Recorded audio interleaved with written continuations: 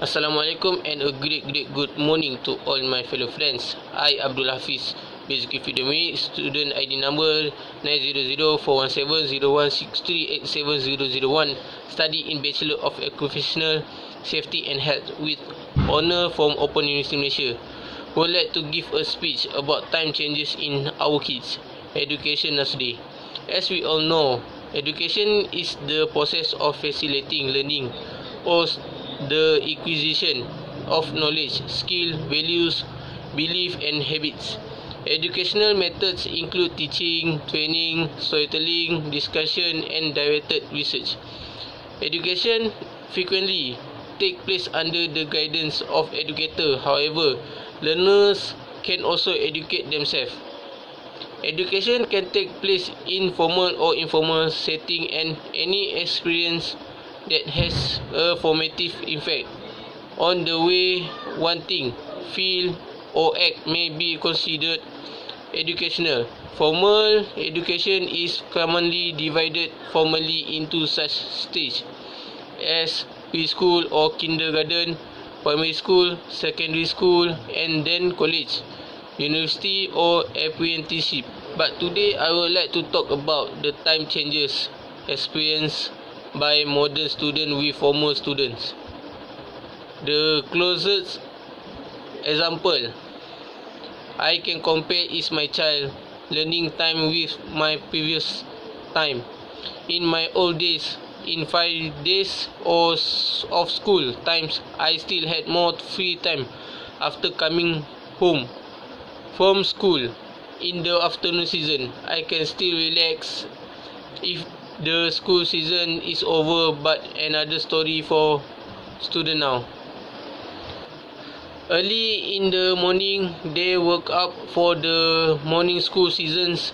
That for which the distance from home to school may not be too far, but for those who are far distant from home and have to leave early, according to the schedule of parents who work to avoid traffic jams, I do not know what time the student should be ready to go to the school.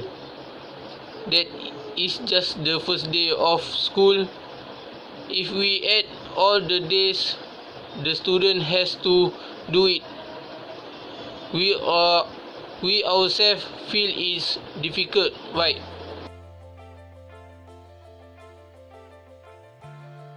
Currently, 1 in 3 children and adolescents is either obese or overweight. Obesity affects youth of all races, ethnicities, and income levels in all 50 states. Obesity has been labeled a childhood epidemic, and unfortunately, it leads to serious health problems. We are seeing more children and adolescents develop health problems that previously were seen primarily in adults, such as high cholesterol, type 2 diabetes and impaired glucose levels, high blood pressure, social problems and poor self-esteem, sleep disturbances and sleep apnea, and orthopedic problems. Children and adolescents who are obese have a 70 to 80% chance of becoming overweight or obese adults. Overweight and obese adults are at greater risk for heart disease, cancer, and stroke. These are leading causes of death among adults in the United States. A number of factors contribute to obesity, including lack of physical activity, sedentary lifestyle, unhealthy diet, and environmental factors. The good news is that these factors are controllable and reversible.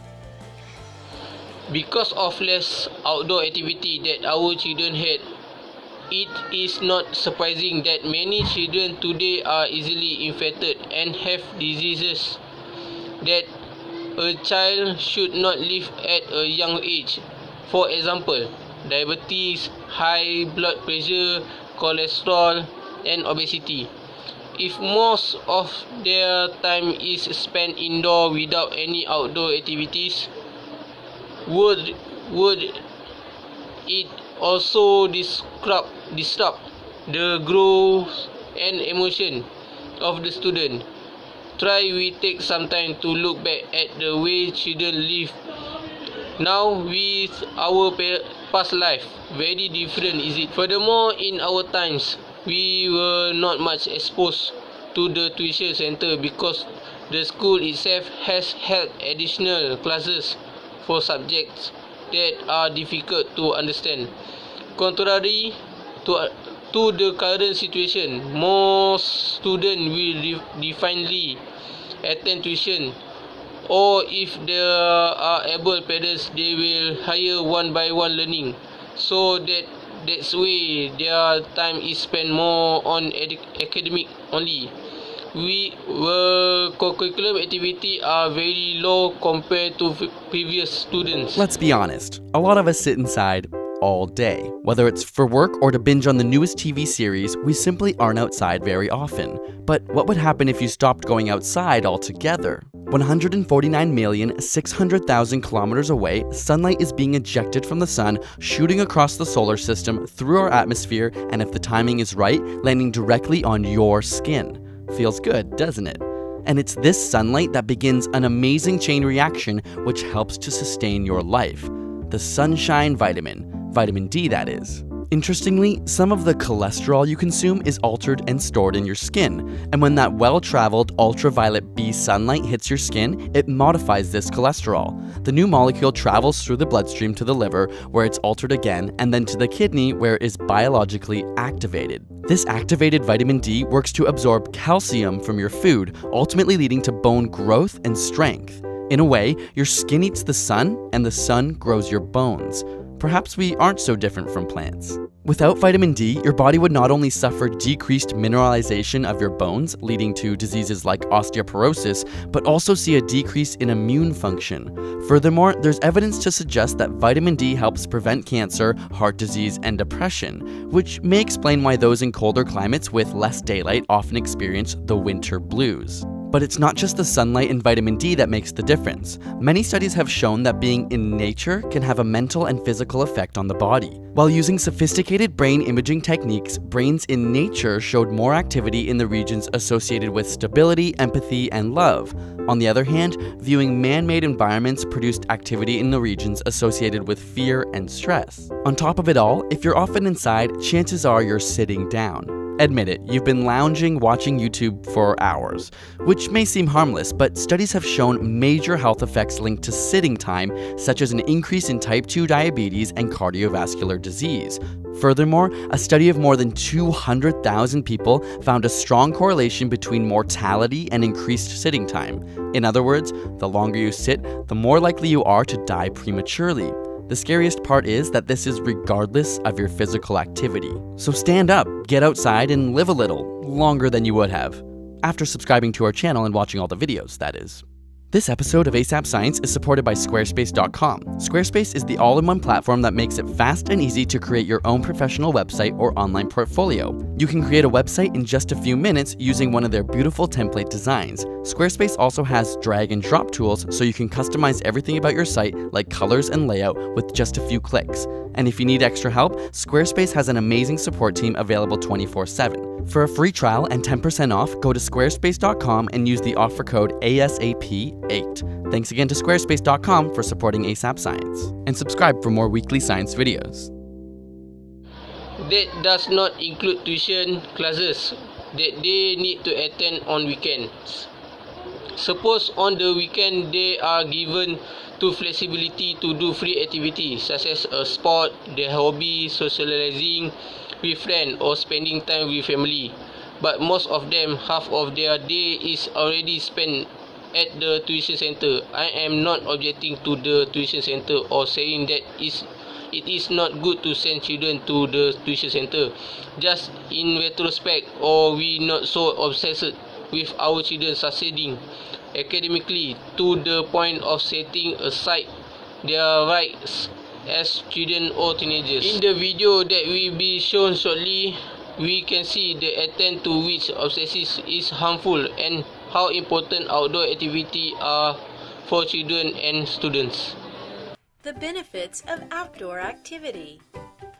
Did you know that just looking at pictures of nature can lower your blood pressure and reduce stress and mental fatigue? It turns out that exercising outside has more benefits than you might think. Here are 7 ways that exercising outdoors can help your mind and your body. Number 1. With exposure to the sun, vitamin D levels increase. Studies have shown that vitamin D may offer protection against osteoporosis, depression, cancer, heart attacks, and stroke. Number 2. The disease-fighting cells in your body, called NK or natural killer cells, can increase by up to 50% after spending time outdoors. Number 3. Mood improves and stress is reduced. Exposure to natural light has shown to elevate a person's mood. In other words, let the sun shine in. Studies have also documented a boost in self-esteem. Number 4. Concentration improves. Studies have shown that children with ADHD scored higher on tests of concentration after a walk through a park. Number 5. Pain decreases and healing improves. A 2005 study of spinal surgery patients showed that patients who were exposed to natural light while exercising experienced reduced pain and had an effect on patient recovery. Number 6. Activity increases. Children have been shown to be twice as active if playing or exercising outdoors, and this may also apply to adults. Number 7. More social interaction. People who exercise outdoors often have more social relationships. Whether walking with a friend or participating on a team, social interactions help develop lasting friendships that are an important part of developing feelings of connectedness and overall mental health. Although exercising indoors gets you moving, it's clear that exercising outdoors, when possible, has added benefits for both mind and body. So why not take as little as 30 minutes today to get outside for some fresh air and exercise? At UMR, we want to support you on your journey to wellness. Regular physical activity can help you lose excess body weight and ensure that your body continues to be fit and strong. Taking time to care for your mind and body is an important step in promoting the health and wellness of you and your family. We hope you enjoyed this presentation. If you did, click the thumbs up icon in your YouTube player. You can also subscribe to UMR's library of informative videos by clicking on the subscribe button in your YouTube player.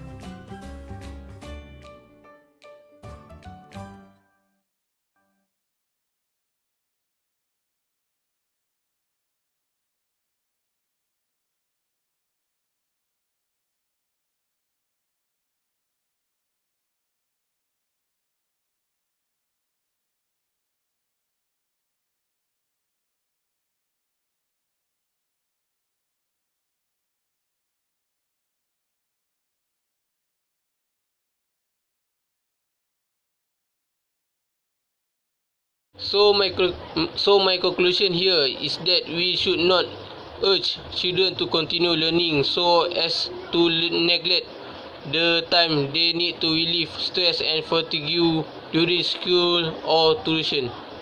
Thank you for listening my speech.